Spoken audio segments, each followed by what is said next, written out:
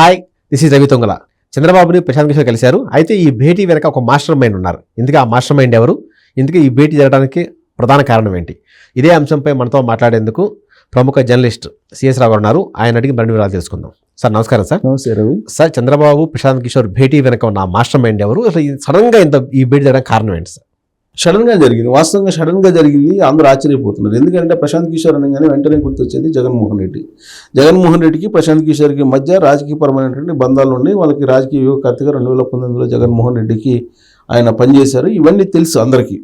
వాళ్ళిద్దరు కలిశారంటే పెద్ద ఆశ్చర్యపోవసలే.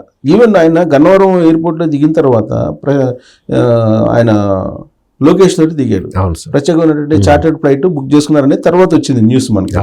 ఆ చార్టర్డ్ ఫ్లైట్స్ లో 4 ట్రావెల్ చేశారు. దాంట్లో కిలారి రాజేష్, శంతను సింగ్, ప్రశాంత్ కిషోర్, లోకేష్ అండ్ శ్రీకాంత్ అని మొత్తం 5 వచ్చారు. మొత్తం 5 స్పెషల్ ఫ్లైట్ వేసుకుని వచ్చారని చెప్పేసి మనకు ఆ ఫ్లైట్ లో ఉన్న మెంబర్స్ తో సహా ఫ్లైట్ లో ఎవరు నడిపారు ఫ్లైట్ ని అనేది కూడా పైలట్ కూడా వచ్చేసింది డీటెయిల్స్.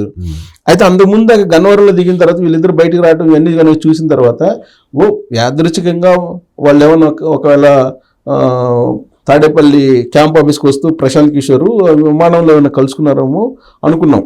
కానీ వీళ్ళు ప్రత్యేకమైనటువంటి చార్టర్ ఫ్లైట్లో వచ్చారని అంటే డెఫినెట్గా దీని వెనక ఒక ప్రత్యేకమైనటువంటి వ్యూహం, ప్రత్యేకమైనటువంటి వ్యక్తులు ఉండి ఉంటారనేది మనం ఒక ఒపీనియన్కి రావచ్చు. ఓకే, ఎందుకంటే యాదృచ్ఛికంగా ఫ్లైట్లో కలిసి రావడం వేరు. అవును, కానీ ప్లాన్డ్గా వచ్చినటువంటి అందుట్లో స్పెషల్ ఫ్లైట్లో వచ్చారు. స్పెషల్ ఫ్లైట్లో వచ్చారంటే డెఫినెట్గా దీని వెనుక పెద్ద ఎత్తున ఒక వ్యూహం అయితే ఉండి ఉంటుందని చెప్పి మనము ఒక ప్రాథమిక అభిప్రాయానికి రావచ్చు. సో ఎవరు ఇంత పెద్ద ఎత్తున చేశారు అని అంటే చంద్రబాబు నాయుడు అరెస్టు, రిమాండ్కి పంపించడం అనేది అదొక పెద్ద బ్లాక్ స్పాట్ జగన్మోహన్ రెడ్డికి. అక్కడి నుంచి ఆయనకి డౌన్ ట్రెండ్ స్టార్ట్ అయింది. వాస్తవంగా ఆ అరెస్ట్ అనేది వద్దు అని చెప్పేసి ప్రశాంత్ కిషోర్ చెప్పాడు అని జగన్మోహన్ రెడ్డికి. అయినప్పటికీ జగన్మోహన్ రెడ్డి వినకుండా చంద్రబాబు నాయుడిని రాజమండ్రి సెంట్రల్ జైల్లో రిమాండ్లో ఉంచి 53 రోజుల పాటు ఉంచాడని చెప్పి వినిపిస్తుంది. అసలు వాళ్ళిద్దరి మధ్య తేడా రావడానికే కారణం అదని. ఎందుకంటే రాజకీయ వ్యూహకర్తగా ఉన్నాడు, సలహాలు సూచనలు ఇస్తున్నారు. సలహాలు సూచనలు ఇస్తున్నప్పుడు వినకుండా ఉంటే అసలు సలహాలు సూచనలు ఇచ్చేవాడు ఎలా ఇస్తాడు? ఇవ్వడు. రాజకీయ వ్యూహం, పైగా రాజకీయ వ్యూహకర్త ప్రశాంత్ కిషోర్ తను చెప్పినటువంటి దాన్ని ఇంప్లిమెంట్ చేయాలనేటువంటి భావం గల, అభిప్రాయం గల రాజకీయ వ్యూహకర్త, ఫెథాలజిస్ట్ అతను. సో అతన్ని ఎప్పుడైతే ధిక్కరించాడో అప్పుడు జగన్మోహన్ రెడ్డికి కౌంట్ డౌన్ స్టార్ట్ అయింది. సో చంద్రబాబు నాయుడిని అరెస్ట్ చేయటమే పెద్ద తప్పు జగన్మోహన్ రెడ్డి చేసింది అనేది ఆ ప్రశాంత్ కిషోర్ యొక్క అభిప్రాయం. సరే, ఇదంతా జరుగుతున్నప్పుడు చంద్రబాబు నాయుడిని బయటకు తీసుకురావాలి, చంద్రబాబు నాయుడిని నిర్దోషిగా కడిగిన ముత్యంలాగా బయటకు తీసుకురావాలని చెప్పి నేషనల్ వైడ్ బాగా ఫేమస్ ఉన్నటువంటి సిద్ధార్థ లూథ్రా రంగంలోకి దిగారు. సిద్ధార్థ లూథ్రా రంగంలోకి దిగంగానే సోషల్ మీడియా వేదికగా చేసుకొని YSR Congress party social media వాళ్ళు ఏం చెప్పారు? గంటకు 2 కోట్లు 3 కోట్లు తీసుకుంటున్నాడు, కొన్ని వేల కోట్లు సిద్ధార్థ లూథ్రాకి ఇస్తున్నారు, చంద్రబాబు నాయుడు ఖర్చు పెడుతున్నాడు, అవినీతి సొమ్ము సంపాదించని రకరకాలుగా ట్రోల్ చేశారు. అయితే సిద్ధార్థ లూథ్రా ఆ సందర్భంగా ఏం చేశారు? ఆయన తెలుగుదేశం పార్టీకి సంబంధించినటువంటి ప్లాట్ఫామ్ మీద సిద్ధార్థ లూథ్రా సంబంధించినటువంటి వాళ్ళు చంద్రబాబు నాయుడుతో తనకున్నటువంటి సత్సంబంధాలు, చంద్రబాబు నాయుడు మీద తనకున్నటువంటి సదాభిప్రాయం కారణంగా నేను దీన్ని ఒక ఉచిత సేవగా చేస్తున్నానని చెప్పి ఆయన ఒక క్లారిటీ ఇచ్చేటువంటి ప్రయత్నం చేశారు. సరే, ఉచితంగా చేస్తున్నారా, తర్వాత ఏదన్నా వాళ్ళిద్దరి మధ్య ఉన్నాయంటే నేషనల్ లెవెల్లో చంద్రబాబు నాయుడుకి అనే ఒక ప్రత్యేకమైనటువంటి గుర్తింపు ఉంది. సో సిద్ధార్థ లూథ్రా కానీ, లేదంటే అక్కడ ఉండేటువంటి ముకుల్ రోహత్గి కానీ, హరీష్ సాల్వే కానీ, వీళ్ళందరికీ తెలుసు చంద్రబాబు నాయుడు. ఎందుకంటే చంద్రబాబు నాయుడు 40 సంవత్సరాలు సుదీర్ఘమైనటువంటి రాజకీయ ప్రయాణం చేశారు. సో ప్రధానమంత్రిని డిసైడ్ చేసేటువంటి స్థాయిలో ఒకప్పుడు ఉన్నారు, రాష్ట్రపతిని డిసైడ్ చేసేటువంటి స్థాయిలో ఉన్నారు. అందరికీ తెలుసు ఖచ్చితంగా. వీళ్ళందరికీ ప్రముఖ అడ్వకేట్స్ అందరికీ తెలిసినటువంటి లీడరు. సో ఆయన ఎట్టి పరిస్థితుల్లో కూడా మిస్లీడ్ చేయరు అనేటువంటి ఒక ఒపీనియన్ వాళ్ళకి సహజంగా ఉంటుంది. సో అందుకే ఆయన ఇమీడియట్గా వచ్చి ఆయన హరీష్ సాల్వే కూడా లండన్ నుంచి ఆయన అప్పుడు ఏదో 2వ మ్యారేజ్ 3వ మ్యారేజ్ చేసుకున్నారు హరీష్ సాల్వే. చేసుకొని కూడా ఇమీడియట్గా వచ్చి మరి హరీష్ సాల్వే కూడా వాదించారు కదా చంద్రబాబు నాయుడు తరఫు నుంచి. అలాగే సిద్ధార్థ లూథ్రా కంటిన్యూగా చిన్న కేసులకు కూడా ఆయనే వచ్చి వాదిస్తూ ఉన్నారు. సో కాబట్టి వాళ్ళిద్దరికి ఉన్నటువంటి మధ్య ఉన్నటువంటి సన్నిహితమైనటువంటి సంబంధం కేవలం అడ్వకేటు పొలిటీషియన్ సంబంధాలు కాదు, ఒక ఫ్యామిలీ రిలేషన్స్ కూడా ఉన్నాయి. మ్యారేజ్ కూడా వెళ్ళారు కదా. అవును, వాళ్ళ అబ్బాయి మ్యారేజ్ కూడా చంద్రబాబు నాయుడు వెళ్ళారు. సో ఈ క్రమంలో సిద్ధార్థ లూథ్రా తన కేసుకు వాదిస్తున్న సందర్భంగా ఎదురైనటువంటి పరిస్థితుల్లో ఎప్పటికప్పుడు ట్వీట్ల రూపంలో కూడా తెలియజేశారు. కత్తి పట్టుకుని యుద్ధం చేయాల్సినటువంటి రోజులు వస్తున్నాయి అని. అంటే అర్థం ఏంటి? యాక్చువల్గా అంత చేయాల్సిన అవసరం లేదు అని గురు గోవింద్ సింగ్ కోట్ చేస్తూ, ఆయన రాసిన పుస్తకాన్ని కోట్ చేస్తూ ఆయన ఇచ్చినటువంటి ట్వీట్లు ఏంటి, మనం రాబోయేటువంటి రోజుల్లో యుద్ధం చేయాల్సి వస్తుంది కత్తి పట్టుకుని ప్రజాక్షేత్రంలో అని చెప్పి ఆయన ట్వీట్ చేయడం జరిగింది. అంటే పరిస్థితుల్ని ఆయన అర్థం చేసుకున్నారు అప్పుడే. తర్వాత కేవలం చీకటే ఉండదు, చీకటి తర్వాత వెలుగు కూడా ఉంటుంది, సూర్యుడు వస్తాడు, వెలుగు కూడా ఉంటుంది, కేవలం చీకటే కాదని చెప్పి ఆయన చెప్పడం జరిగింది ఇక్కడ ఢిల్లీకి వెళ్ళిన సందర్భంగా. ఆ తర్వాత జరిగినటువంటి పరిణామాల తర్వాత జరిగిన ట్వీట్లు వీటన్నింటి కనుక తీసుకుంటే చంద్రబాబు నాయుడు తన పర్సనల్ ఫ్రెండ్ లాగానే ఆయన చూశారు.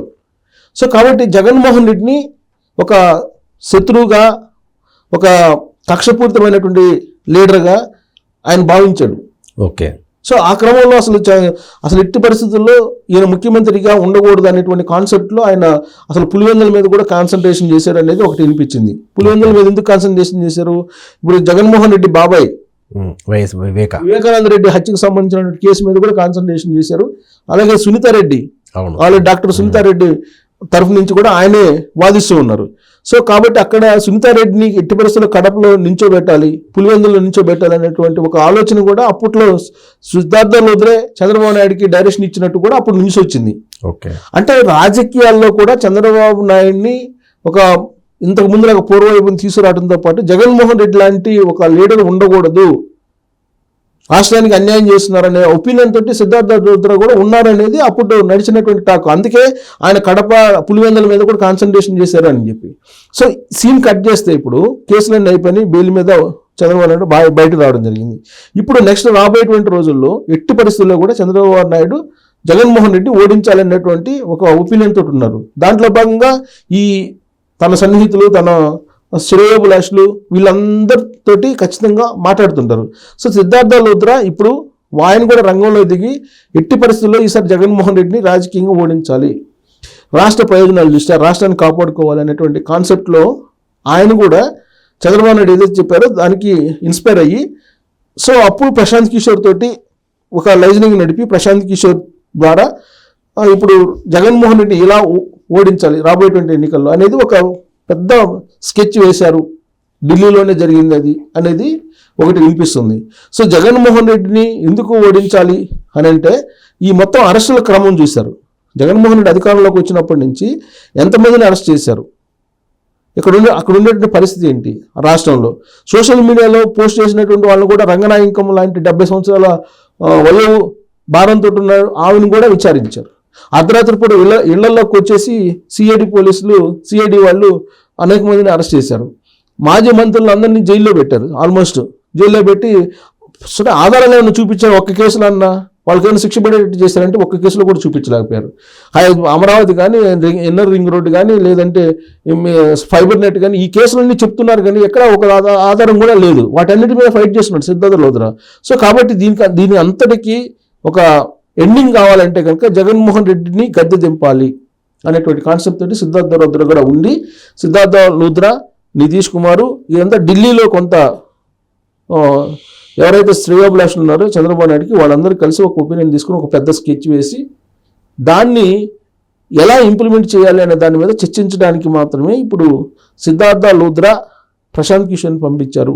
ప్రశాంత్ కిషోర్కి తెలుసు జగన్మోహన్ రెడ్డి యొక్క బలహీనతలు ఏంటి, జగన్మోహన్ రెడ్డి యొక్క బలాలు ఏంటి అనే దాని మీద క్లారిటీ ఉన్నటువంటి ఒక రాజకీయ వ్యూహకర్త ఎవరంటే ప్రశాంత్ కిషోర్.